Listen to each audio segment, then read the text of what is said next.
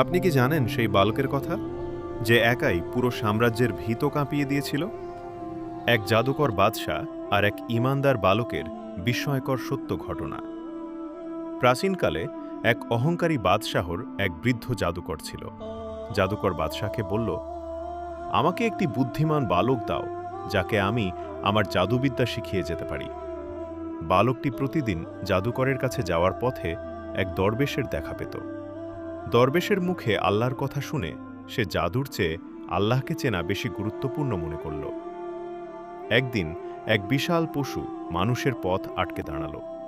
বালকটি একটি পাথর হাতে নিয়ে বলল, হে আল্লাহ, দরবেশের কথা যদি সত্য হয় তবে এই পাথরেই পশুটিকে ধ্বংস করে দিন। পাথর ছুঁড়তেই পশুটি মারা গেল। বাদশাহ যখন বালকের ঈমানের কথা জানল, সে তাকে মারার অনেক চেষ্টা করল, কিন্তু পারল না।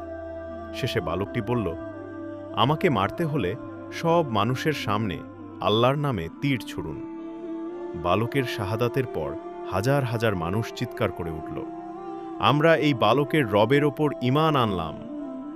একটি প্রাণ চলে গেল, কিন্তু জন্ম নিল হাজারো মুমিন। অন্ধকার থেকে আলোর পথে ফিরতে আমাদের সাথেই থাকুন। জাযাকাল্লাহু খাইরান।